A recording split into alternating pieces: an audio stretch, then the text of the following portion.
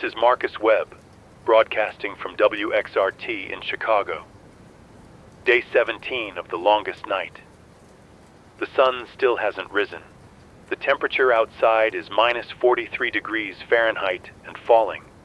And if you're hearing this, then you're still alive, still have power somehow, and you haven't been taken by the things that hunt in the dark. My name is Marcus Webb. I'm a late-night radio host, or I was before the world went dark. Used to do the midnight to 4 a.m. shift, playing jazz and blues, taking calls from insomniacs and night shift workers and lonely people who just needed a voice in the darkness. Ironic, isn't it? I spent years being a voice in the dark, never imagining the dark would become permanent. It's been 17 days since the sun rose. 17 days since we realized it wasn't coming back. 17 days of absolute darkness, of temperatures dropping degree by degree, of learning that we're not alone in the night, that there are things out there that were waiting for this. Things that hunt. I need to tell you what I know. Need to document this before the cold takes me, or the things in the dark find me, or the generator finally runs out of fuel.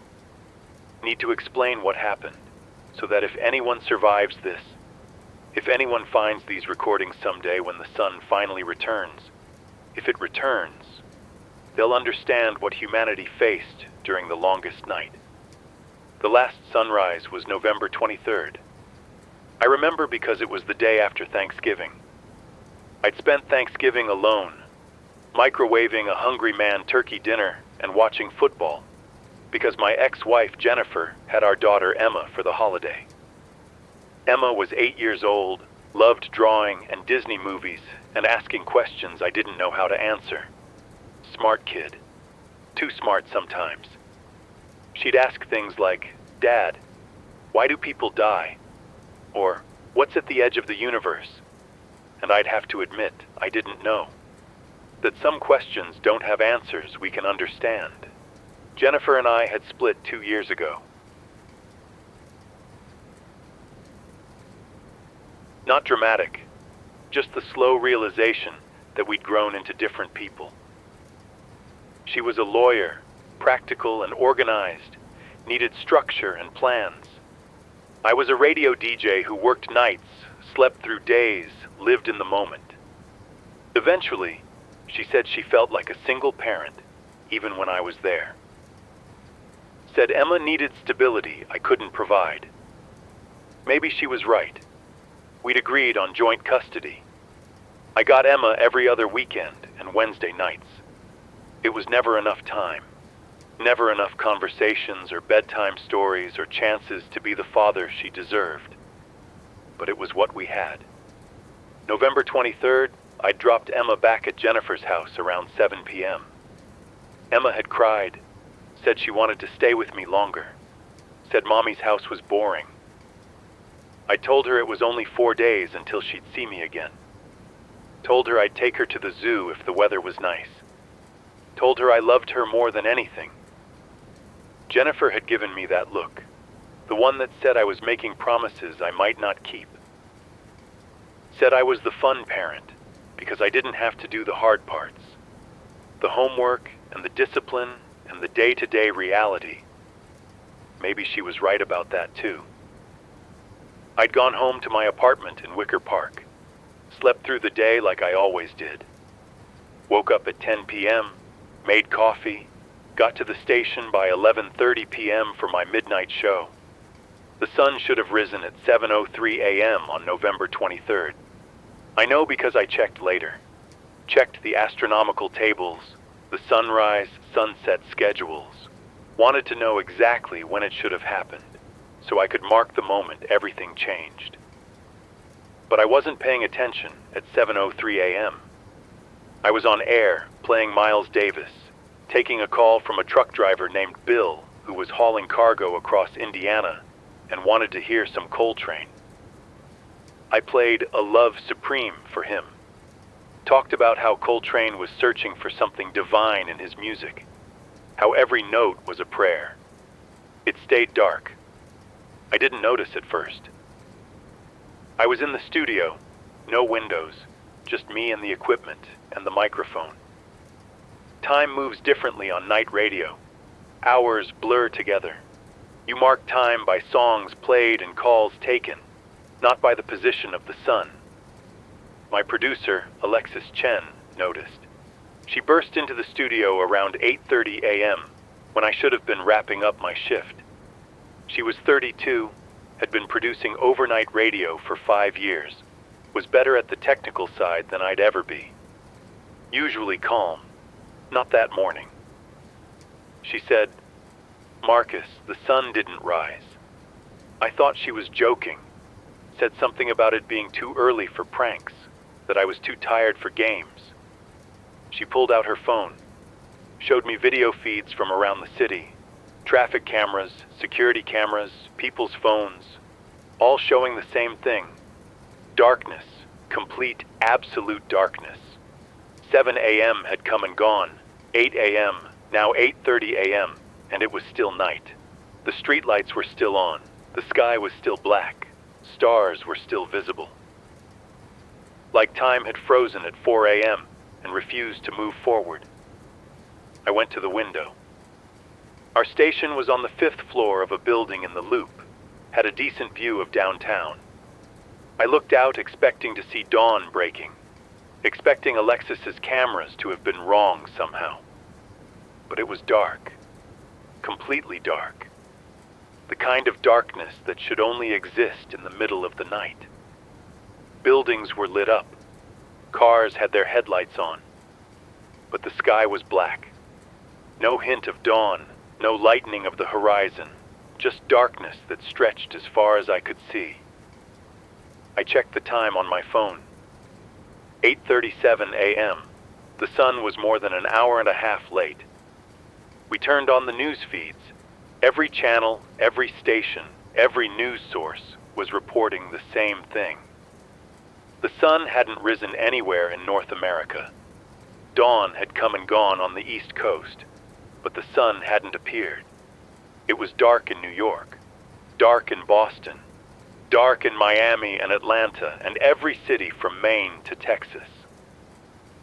And reports were coming in from Europe, where it should have been afternoon. They were saying the sun had set around 4 p.m. like normal the previous day, and it had never come back. It had been dark there for 16 hours. Longer. All of Europe in darkness. All of Asia, the entire planet. The sun was gone. Scientists were being interviewed, trying to explain, saying it had to be an atmospheric phenomenon, clouds or ash or some kind of particulate matter blocking the light. But satellite imagery showed clear skies, no clouds, no obstructions. The sun just wasn't there. Telescopes couldn't find it. Sensors couldn't detect it. It was like someone had switched it off. Religious leaders were calling it the end times. Revelations coming true. The book of Joel. The sun will be turned to darkness and the moon to blood before the coming of the great and dreadful day of the Lord. They were saying this was judgment. This was the beginning of tribulation. This was God's wrath. Everyone else was just scared. I stayed on air, kept broadcasting. People were calling in, panicked, asking what they should do, asking if this was temporary, asking if the sun would come back. I didn't have answers. Nobody did. But I could be a voice. Could be the person who stayed calm when everything was falling apart. Could play music and take calls and pretend normalcy still existed. The phones didn't stop ringing. Hundreds of calls. Thousands. Everyone wanted to talk. Wanted to hear a human voice. Wanted reassurance I couldn't provide. A woman named Catherine called, crying, saying her kids were asking why it was still dark, asking if something was wrong. What was she supposed to tell them? I said to tell them the truth, that we didn't understand what was happening yet, but scientists were working on it, that staying calm was the most important thing. That fear wouldn't help. A man named David called, angry, saying this was a government conspiracy. They'd done something to the sun, weaponized it. This was an attack. I tried to calm him down, tried to explain that no government had the power to turn off the sun. He called me a sheep and hung up. An elderly man named Robert called, quiet and thoughtful. Said he'd lived through a lot in his 87 years. Wars and disasters and things that seemed like the end of the world at the time. Said humanity always survived, always adapted. Said we'd figure this out. I wanted to believe him. By noon, though it felt strange calling it noon when it was still completely dark, the temperature had dropped noticeably. Chicago in late November was already cold, but this was different. The temperature was falling fast without sunlight to warm the atmosphere. Weather reports said we'd lost 10 degrees in 4 hours, from 32 degrees Fahrenheit at 8 a.m. to 22 degrees by noon. Meteorologists were predicting catastrophic cooling if the sun didn't return soon.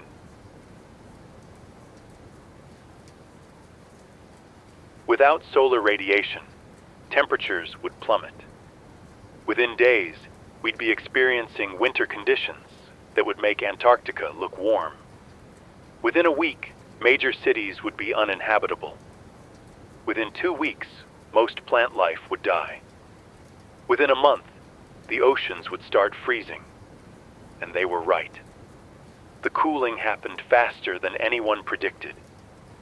By November 24th, day 2 of the darkness, the temperature in Chicago had dropped to -5 degrees. 24 hours of darkness, and we'd lost 37 degrees. People were staying inside, wrapping themselves in every piece of clothing they owned, burning furniture to stay warm when power grids started failing. I called Jennifer, asked about Emma, asked if they were okay, if they had heat, if they needed anything.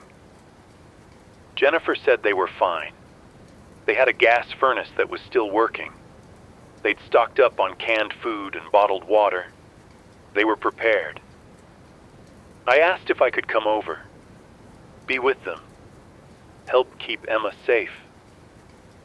Jennifer said no, said Emma was scared enough without me adding to the chaos, said I should stay at the station, keep broadcasting, do what I was good at, said she'd call if they needed me. I didn't argue. She was probably right. Emma was safer with her mother's organization and planning than with my improvisation and chaos. But I wanted to see her, wanted to hold her and tell her everything would be okay, even if I didn't believe it. That was the last normal conversation I had with Jennifer, the last time her voice sounded like the person I used to know. By day 3, November 25th, the power grid started failing, rolling blackouts across the city as demand overwhelmed supply. People were running heaters constantly, trying to stay warm, and the system couldn't handle it. The temperature was down to -15 and falling. Our station had backup generators, industrial units designed to keep us on air during emergencies. We had fuel tanks that could last weeks if we were careful. So we stayed on air while other stations went dark. Became one of the few voices still broadcasting in Chicago. And people kept calling. Desperate now. Begging for answers we didn't have. A woman named Lisa called, whispering, saying something was outside her apartment. Something in the darkness. She could hear it moving, hear it breathing. She'd been keeping all her lights off to conserve power, and now something was out there. I told her to turn on every light she had, make noise, scare it away. She said she'd try. The line went dead. I tried to call her back. No answer. That was the first report of something in the dark. The first hint that we weren't alone in the endless night. By day 4, the temperature hit -25. The reports of things in the darkness were increasing. People calling in, terrified, saying they'd heard sounds outside their homes. Scratching, tapping, breathing, things moving in the blackness beyond their windows. Some said they'd seen shapes. Tall figures that moved wrong, that didn't have quite the right proportions, that watched from the darkness with eyes that reflected light like animals. Others said they'd seen something take their neighbors, watched from windows as someone stepped outside and was grabbed, pulled into the darkness, gone in seconds. No screams, no struggle, just vanished. I tried to be rational, tried to explain it as panic and stress and minds playing tricks in the dark, but more calls kept coming. Dozens, hundreds, all describing the same things, shapes in the darkness, things that hunted. On day 5, November 27th, the temperature dropped to -32. Pipes were freezing across the city, water supplies failing. People were melting snow for drinking water, burning anything they could find for warmth. The city was dying, freezing, 1 degree at a time, and the things in the dark were getting bolder.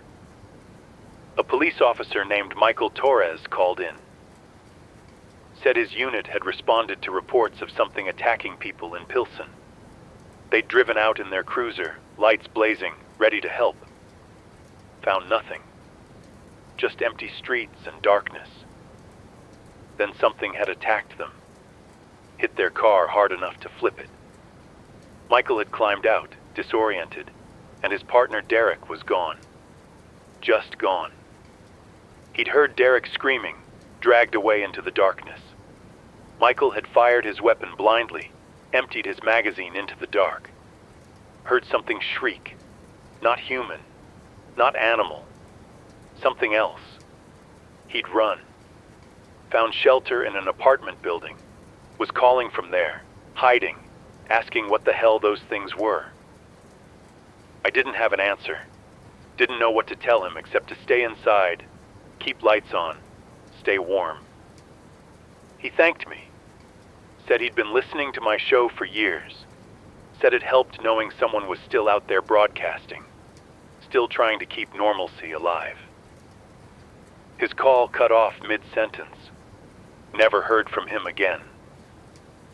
By day 6, we'd lost contact with most of the country. Cell towers were failing, internet infrastructure collapsing, power grids dying as fuel ran out and personnel abandoned their posts. The darkness and cold were killing everything humans needed to survive. But I could still broadcast, still reach anyone with a radio and power to run it. And I started making contact with other broadcasters who'd stayed at their posts, other voices in the darkness. There was Sarah Brennan broadcasting from Minneapolis. She ran a public radio station, had been doing news and interviews for 20 years. Professional, unflappable. She reported that Minneapolis was down to -40 degrees, that whole neighborhoods had gone dark, that people were breaking into any building that still had heat, fighting over warmth like it was currency. She said the things in the dark were hunting methodically. They'd learned that loud sounds attracted them, that heat attracted them. Anyone who made noise, anyone who was warm, became a target. She'd been instructing people to stay quiet, stay cold, survive in silence. There was David Park broadcasting from Denver, talk radio host. Had a following of conspiracy theorists and preppers who probably thought he'd been right all along. He'd set up in a bunker under his station, said Denver was -35, said the things in the dark were worse in the mountains, bigger, hungrier. He'd watched one take down a running car, flip it like a toy, pull the driver out through the windshield. There was Elena Rodriguez in Houston, jazz DJ, smooth voice, had been doing afternoon drive for years. Houston was warmer, only -10, but it was the temperature that was killing people there. Texans weren't prepared for cold like this. Homes weren't insulated. people didn't have winter clothes. They were freezing in conditions that wouldn't be that bad in Chicago. And she reported something else. The things in Houston were different than what we were experiencing. Smaller, faster. Like they'd adapted to the warmer temperature. Like there were different species hunting in different climates. There was Thomas Keene broadcasting from somewhere in the rural Midwest. He'd been through something before this. Some other disaster that had scarred him. Didn't talk about it much. Just focused on surviving this one.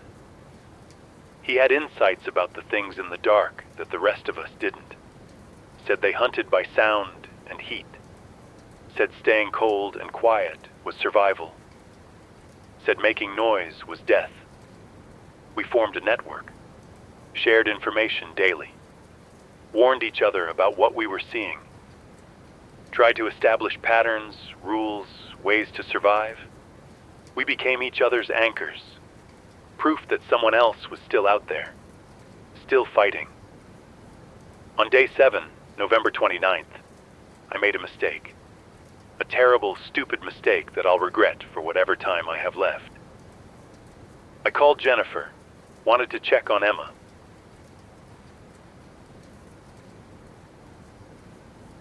Wanted to hear my daughter's voice. The phone rang 6 times. Then Jennifer answered. Her voice was wrong, flat, emotionless, like she was reading from a script. She said, "Hello, Marcus. I asked if they were okay, if they needed anything, if Emma was safe." She said, "We're fine. Emma is sleeping. The darkness is peaceful. You should come here. Come see us. Come into the dark." I asked what she meant, what was wrong, why she sounded like that. She said, "Nothing is wrong. Everything is clear now. We understand. The darkness isn't empty. There are beautiful things here. Come see. Come join us in the dark." My blood went cold. Colder than the minus 35 degrees outside. I asked to speak to Emma. Demanded to speak to my daughter. Jennifer said, "Emma is with them now. She's happy. She's learning. They're teaching her wonderful things. Would you like to hear her?" Then I heard Emma's voice in the background, but it wasn't her voice.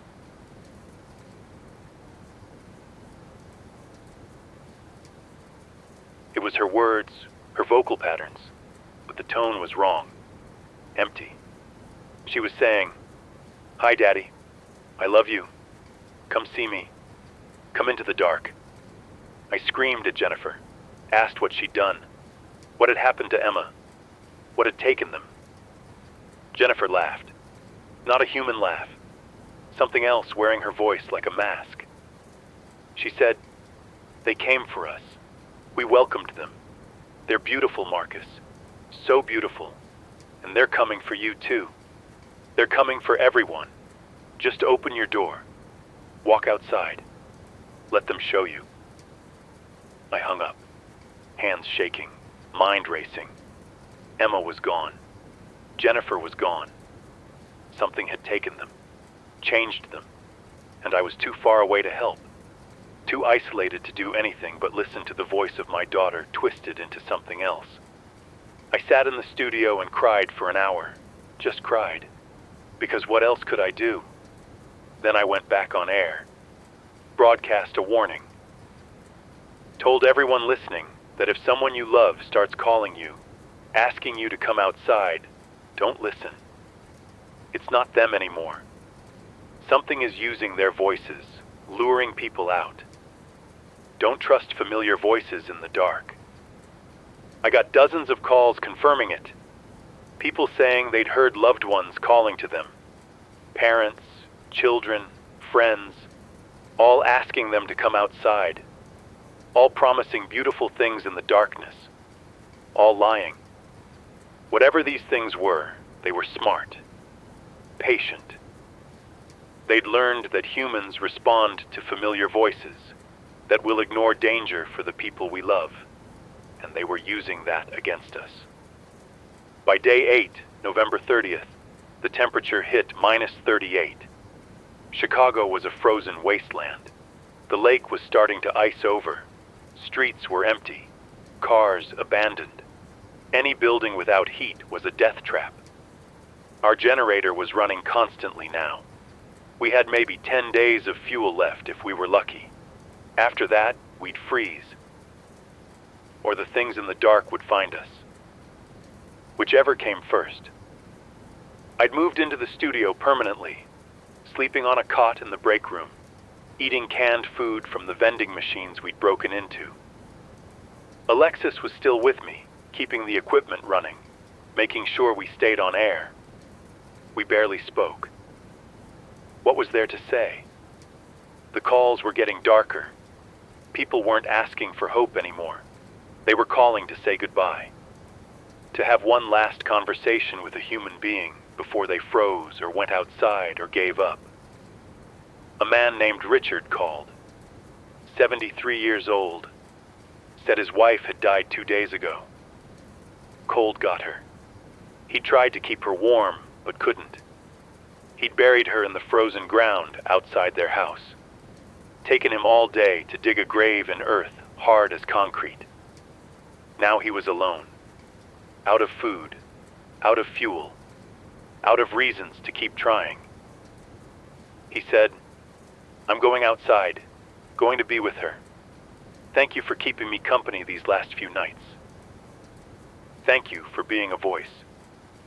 I begged him not to go, begged him to hold on, told him help might come, the sun might return, things might get better. He said, "Son, the sun isn't coming back, and I'm tired. I've lived a long life. Time to rest." The line went dead. Another person choosing the darkness over the struggle. On day 9, December 1st, the power grid in downtown Chicago finally died completely. Total blackout. The only lights were from buildings with generators. Our building was one of maybe 3 dozen still lit in the entire downtown area. Beacons in an ocean of absolute darkness, and the things came for us. I was on air around 2 a.m., though time was meaningless now, when Alexis burst into the studio. She said, "Something's outside. Multiple somethings. I can hear them." I turned off my microphone, listened, and I heard it, scratching on the building's exterior, the sound of something climbing, multiple things climbing, coming up the walls toward us. We killed all the lights. Immediately, made the studio as dark as the night outside, hoped that removing the beacon of light would make them lose interest. We sat in complete darkness, listening to the sounds outside get closer, reaching our floor, moving past us, going higher, continuing up the building. We waited for hours in that darkness, not moving, barely breathing, just listening to things move around the building, searching for prey. Eventually, the sounds faded, moved away. The things left to hunt elsewhere. We'd survived by becoming as dark and cold and silent as everything else, by not standing out, by hiding in plain sight. That was the lesson. The things hunted heat and light and sound. Remove those and you became invisible. Become part of the darkness and they'd leave you alone. I went back on air around 6 a.m., warned everyone. If the things come, kill your lights. Stop making noise. Stop generating heat if you can. Become nothing. Become darkness. That's how you survive. By day 10, December 2nd, I'd lost contact with most of my network. Sarah's signal from Minneapolis went dead. David stopped broadcasting from Denver. Elena's Houston station went silent. One by one, the voices I'd relied on disappeared. Either their power died, or the cold got them, or the things found them. Thomas was still out there, still broadcasting from his rural location, still sharing information. But he was getting harder to reach, his signal fading, fuel running low. He told me he'd learned more about the things, Said he'd captured audio of them. Said he'd analyzed it.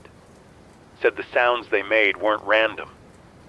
They were communication, language, complex patterns that suggested intelligence. He said, "These aren't animals, Marcus. They're not monsters or demons or anything supernatural. They're something that lives in the dark. Something that's always been here, just waiting for the sun to go away. And now it has. This is their world now. We're the intruders." I asked if he thought the sun would come back, if this was permanent. He said, "I think whatever took the sun wanted this, wanted us in the dark, wanted to give these things their chance. We had our time, now it's theirs." His signal cut out that night, never came back. Thomas was gone. My last connection to other voices, my last proof that anyone else was still fighting. I was alone after that, just me and Alexis in our darkened studio, broadcasting to whoever could still hear us, being voices in the longest night. On day 11, December 3rd, the temperature hit -43, the coldest it had been yet, still dropping. Water froze instantly if exposed to air. Metal became so cold it would burn skin on contact. The air itself felt solid, like breathing ice. Alexis was showing signs of hypothermia. We'd been rationing heat, keeping the generator output low to conserve fuel. She was wrapped in every jacket and blanket we had, but still shivering constantly. Lips turning blue. Movements slow and confused. I made the decision to increase heat output, burn more fuel, keep her alive even if it meant running out faster. What was the point of conserving fuel if we froze before we could use it? She protested. Said we needed to stick to the rationing plan. Said we might need that fuel for weeks more. I told her we wouldn't live weeks more if we froze to death today. She was too weak to argue much. Let me wrap her in more blankets. Let me turn up the heat. Let me make her tea from the emergency supplies. She held the cup with both hands and cried. Just cried from the relief of being warm, from the exhaustion of holding on this long, from the knowledge that this was temporary comfort before the end. She said, "I should have left. Day 1. Should have gone south. Tried to reach somewhere warm. But I stayed because you stayed. Because someone needed to keep the equipment running. Because I thought broadcasting mattered. I told her it did matter. Told her we'd helped people, given them hope and information and companionship in the darkness. Told her that was worth something. She said, "Is it? We're going to die here, Marcus. Both of us. Freeze or get taken by those things. And for what? So we could play music and take calls from people who are also dying? What did we actually accomplish?" I didn't have a good answer. Maybe she was right. Maybe this had all been pointless. Maybe we should have run. Should have tried to survive instead of trying to help. But I'd made my choice. Chosen the station over my family. Chosen broadcasting over Emma. And I had to believe it mattered. Had to believe being a voice meant something. Because if it didn't, then I'd sacrificed my daughter for nothing. On day 12, December 4th, Alexis died. Hypothermia despite our increased heat. Her body just gave out. Stopped shivering, stopped responding. I tried CPR, tried everything I could think of. But she was gone. 23 years old. Dead because she'd stayed to help me. Dead because I'd let her. I buried her in the cold storage room on the 3rd floor. Couldn't dig a grave outside. Ground too frozen. Things too dangerous. So I laid her out respectfully, covered her with a blanket, said words over her that I didn't really believe. Then I went back to the studio and broadcast the news of her death. Because someone needed to know, needed to understand that another good person was gone, that the darkness had claimed someone who'd done nothing but try to help others. I was alone after that, completely alone. No Alexis, no Thomas, no network of voices, just me in a darkened studio with dwindling fuel and no hope of rescue. But I kept broadcasting, because what else was there? By day 13, December 5th, I was hearing them clearly, the things in the dark. They were all around the building now. Constant sounds, scratching, tapping. That breathing sound that wasn't quite right. They knew I was here. They were patient. Waiting for me to make a mistake. Waiting for the generator to die and my lights to go out. Waiting for their chance. I'd learned more about them by now. Learned by observation and reports and the patterns of who survived and who didn't. They hunted by heat and sound primarily. Could sense anything warmer than the ambient temperature. Could hear the slightest noise. But they had trouble with things that were cold and silent. Things that matched the frozen darkness. They were intelligent. Used tactics. Coordinated with each other. Would surround buildings and wait. Would call to people using familiar voices. Would scratch and tap and make sounds designed to provoke responses. They were psychological hunters, patient predators, and they were everywhere now. Not just in Chicago, every dark place on Earth. Sarah had reported them in Minneapolis. David had seen them in Denver. Elena had tracked them in Houston. Thomas had studied them in rural areas. They were global. Wherever darkness and cold existed, they thrived. I'd formed a theory, a dark, terrible theory I shared on my broadcasts, even though I knew it sounded insane. I thought these things had always been here, living in darkness, in caves deep underground, in ocean trenches, in any place the sun couldn't reach. They'd existed alongside humanity for millennia, just out of sight, just beyond the light. And they'd been waiting. Waiting for the sun to go away. Waiting for the world to become dark and cold. Waiting for their moment to inherit the earth. And something had given them that moment. Something had taken the sun away, plunged us into darkness, and handed the world to creatures that thrived in conditions humans couldn't survive. Maybe it was cosmic. Maybe it was intentional. Maybe something out there had decided humanity's time was done, and it was their turn now. I didn't know. Didn't matter. We'd lost regardless of the reason. On day 14, December 6th, the generator started failing. Not out of fuel yet. I had maybe 3 days left. But the cold was affecting the machinery. Parts freezing, fluids thickening. It would run for a few hours, then die. I'd have to go down to the basement, work on it in near total darkness, get it running again. Then a few hours later, it would die again. Each trip to the basement was a risk. The things could get into the building. I'd heard them in the lower floors, heard doors opening, heard their sounds echoing through empty halls. They were inside. Just a matter of time before they found me. I'd barricaded the studio door, used furniture and equipment to create a barrier. Wouldn't stop them for long if they really wanted in, but might slow them down. Might give me time to... do what? There was nowhere to run. No escape. Just the choice between freezing slowly or being taken quickly. On day 15, December 7th, I made my last general broadcast. Said everything I needed to say to anyone still listening. Said I was sorry I couldn't help more.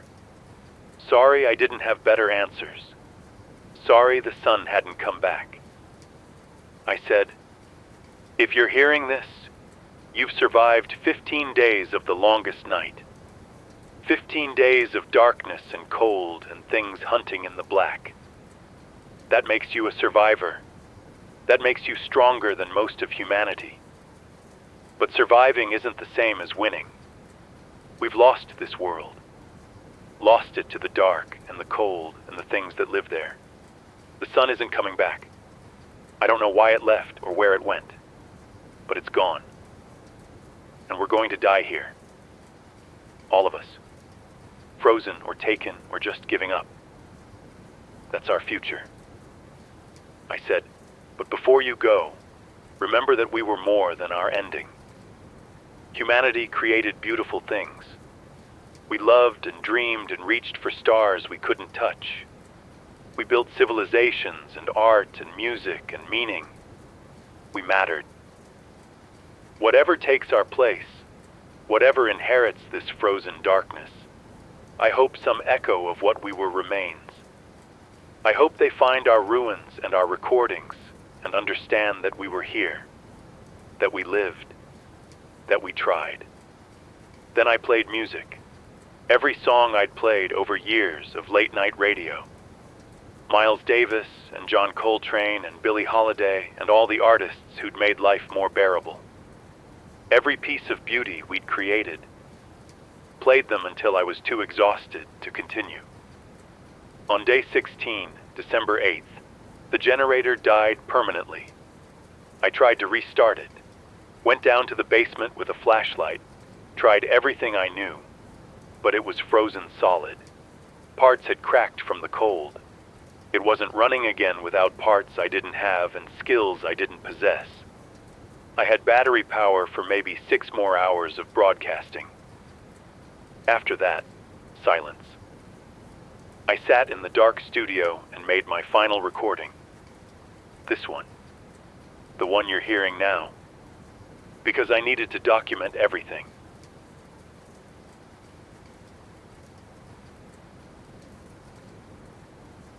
Needed to explain what happened, so that if anyone ever finds this, they'll understand.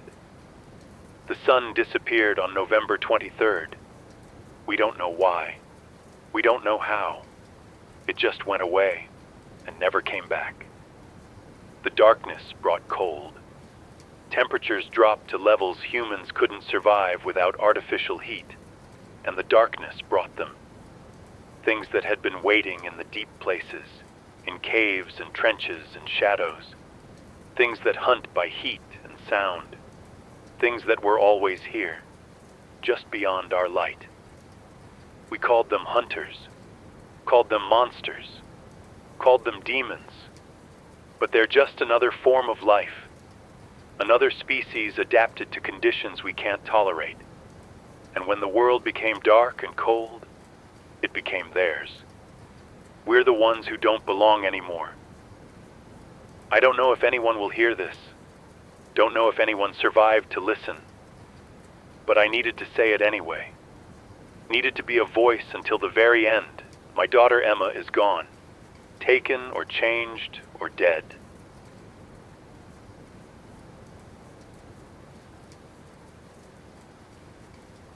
My ex-wife Jennifer, too. My producer Alexis froze to death keeping our equipment running. My network of fellow broadcasters disappeared one by one. Everyone I knew, everyone I loved, everyone who made life worth living is gone. And I'm going to join them soon. The battery is dying. The cold is seeping in. The things are outside my door.